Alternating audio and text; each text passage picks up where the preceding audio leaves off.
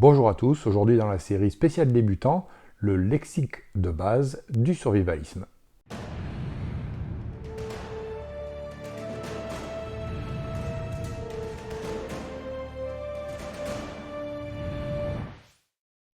Alors comme je viens de vous le dire, on va faire un petit tour d'horizon du lexique de base du survivalisme avec les termes les plus courants. Alors tout le crédit de cette vidéo revient à un abonné, chrisman1 pour ne pas le nommer.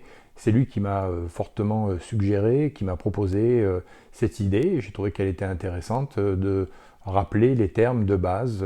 C'est des questions qui sont souvent posées sur les groupes, des petites précisions aussi dans les commentaires. Les gens ne sont pas forcément sûrs. Donc je vais rester dans le basique, on va dire, c'est-à-dire qu'il y a des tas d'autres termes que je n'évoquerai pas ici. C'est réellement la base, le lexique de base du survivalisme. Toujours pareil, si cette vidéo vous intéresse, n'hésitez pas à vous abonner, un petit pouce bleu et laissez-moi un commentaire. Allez, c'est parti. Alors premier mot, eh bien la BAD. Donc la BAD, comme vous le constatez, il s'agit généralement d'acronymes. Dans ce cas-là, ce sont des mots en français, c'est la base autonome durable. Donc cette BAD, eh bien, c'est un lieu normalement qui est votre refuge, le point de chute que vous pourriez utiliser si vous deviez évacuer votre domicile. Généralement, c'est un endroit qui est sécurisé et approvisionné. Approvisionné, c'est-à-dire que vous devriez y avoir une certaine autonomie aussi bien au niveau énergétique, au niveau hydrique qu'au niveau calorique.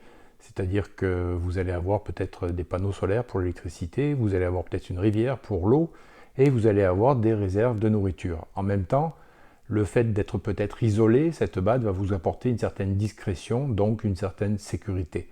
C'est réellement votre point de chute en cas d'évacuation. Malheureusement, tout le monde n'a pas la possibilité d'avoir une BAD qui se trouve au fin fond des bois. Donc pour certains, leur domicile va faire office de BAD. C'est une chose qui sera plus difficile à faire en appartement par contre.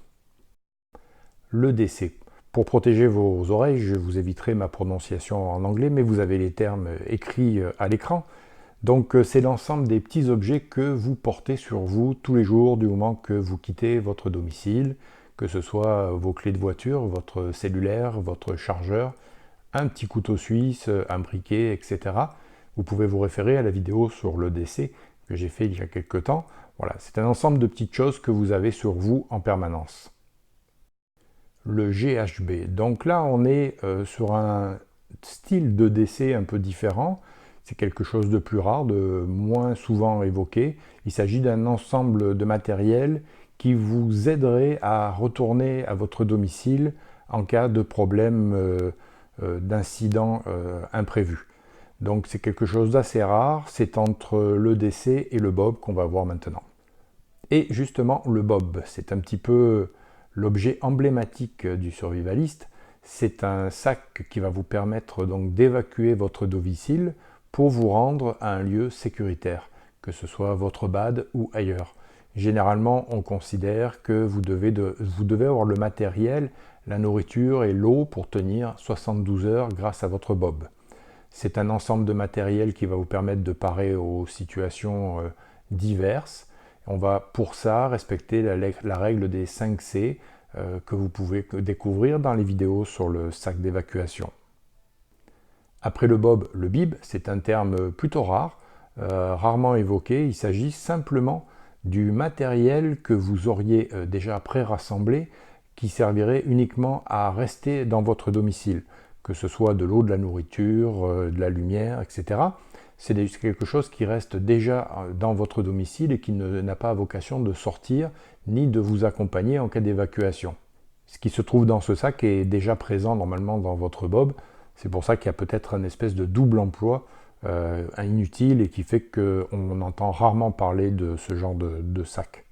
Le inch ou le inch bag, donc dédicace spéciale à Nico qui avait évoqué ce terme qui est relativement rare. Alors le inch, c'est un sac qui lui, comme le sac d'évacuation, va vous permettre de subvenir à l'ensemble de vos besoins. Mais là, par contre, c'est pour une durée indéterminée. C'est-à-dire que vous partez de chez vous et vous n'avez pas la possibilité de revenir. Toujours sur l'idée de l'évacuation, là maintenant, on s'occupe du véhicule d'évacuation. Donc c'est un véhicule normalement qui doit être plus ou moins équipé, plus ou moins destiné à vous permettre d'évacuer de façon convenable et rapide. Le DV, ça va être un petit peu l'EDC de la voiture, c'est-à-dire que c'est le matériel que vous allez avoir dans votre véhicule d'évacuation, matériel qui va rester là en permanence. Alors ça va être aussi bien une trousse de premiers soins, peut-être que des pinces pour la batterie, que peut-être une paire de gants, de l'huile, des chaînes, etc., des sangles, c'est à vous de voir. Donc le DV, c'est quelque chose qui reste en permanence dans votre voiture et qui va vous permettre de parer au plus pressé en cas de problème et notamment en cas d'évacuation. Petite parenthèse, vous avez remarqué ce terme bug-in et bug-out qui apparaissent assez fréquemment. Donc c'est des termes aussi qui sont utilisés seuls. Le bug-in va correspondre plutôt à une sorte de confinement dans le domicile. Suite à un danger extérieur, c'est le fait de se sécuriser à l'intérieur du domicile. Autant le bug-out consiste justement à évacuer son domicile à partir, que ce soit à pied ou bien avec un véhicule, avec son sac d'évacuation, mais c'est de sortir, de quitter le domicile au plus vite. Alors quand on parle de quitter son domicile, il peut arriver que sur un trajet qui dépasse par exemple les 3 jours, que votre bob ne soit pas suffisant. À ce moment-là, on va utiliser ce qu'on appelle des géocaches, c'est-à-dire ce sont des lieux que vous connaissez, où vous avez placé le plus discrètement possible, de quoi recharger votre sac d'évacuation, que ce soit en eau, en nourriture, peut-être en batterie. Donc les géocaches sont des endroits que vous avez donc repérés, des endroits que vous connaissez, que vous êtes capable de relocaliser en tout moment et qui peuvent être disséminés sur tout le parcours qui vous sépare de votre domicile jusqu'à votre BAD en fonction du nombre de jours qu'il va vous falloir pour réussir à atteindre votre BAD. Une fois que vous aurez réussi à atteindre votre BAD, vous serez peut-être off the grid, c'est-à-dire que vous serez à un endroit qui ne dépend absolument plus de l'extérieur au niveau des ressources, c'est-à-dire que vous serez autonome en électricité, en nourriture, etc.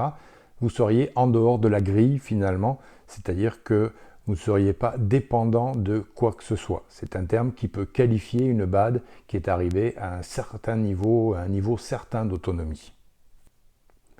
Alors ces deux termes qui veulent dire à peu près la même chose, je vous laisserai les traduire par vous-même.